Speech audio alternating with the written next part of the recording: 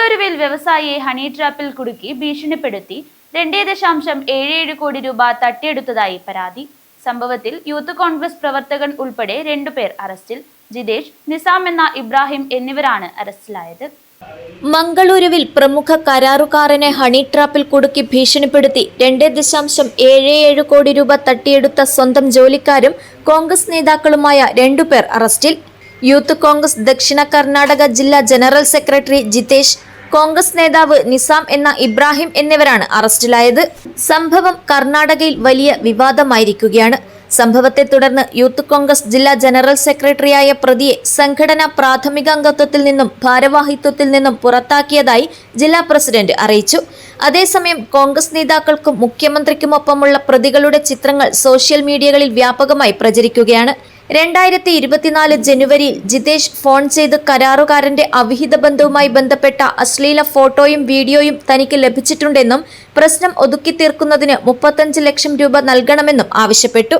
അല്ലാത്തപക്ഷം ഫോട്ടോയും വീഡിയോയും കരാറുകാരന്റെ ഭാര്യയ്ക്ക് അയച്ചു കൊടുക്കുമെന്നും സാമൂഹ്യ മാധ്യമങ്ങളിൽ പരസ്യപ്പെടുത്തുമെന്നും ഭീഷണി മുഴക്കിയതായാണ് പരാതി.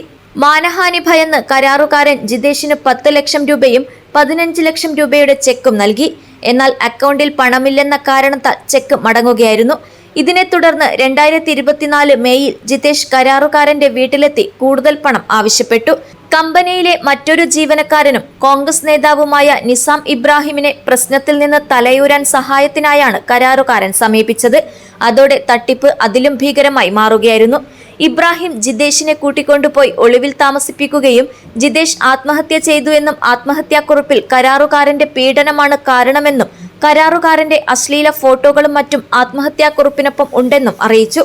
പോലീസുകാരെയും രാഷ്ട്രീയക്കാരെയും സ്വാധീനിച്ച് തെളിവ് നശിപ്പിക്കാൻ എന്ന് പറഞ്ഞാണ് പല തവണയായി 2.57 കോടി രൂപ ഇയാൾ തട്ടിയെടുത്തത്. മാനസികമായി തകർന്ന കരാറുകാരൻ ജീവിതം അവസാനിപ്പിക്കാൻ തീരുമാനിച്ചുവെങ്കിലും റോഡിലൂടെ നടന്നുപോയപ്പോൾ ആത്മഹത്യ ചെയ്തതെന്ന് ഇബ്രാഹിം പറഞ്ഞ ജിതേഷ് റോഡിലൂടെ നടന്നു പോകുന്നത് കണ്ടു. അതോടെ താൻ കബളിപ്പിക്കപ്പെടുകയായിരുന്നു എന്ന് ബോധ്യപ്പെട്ടു. ഇതോടെ കരാറുകാരൻ ഉർവ പോലീസിൽ പരാതി നൽകുകയായിരുന്നു. പോലീസ് നടത്തിയ തന്ത്രപരമായ നീക്കത്തിലൂടെയാണ് പ്രതികൾ അറസ്റ്റിലായത്. കോടതിയിൽ ഹാജരാക്കിയ പ്രതികളെ റിമാൻഡ് ചെയ്തു. News bureau, Kasaragod.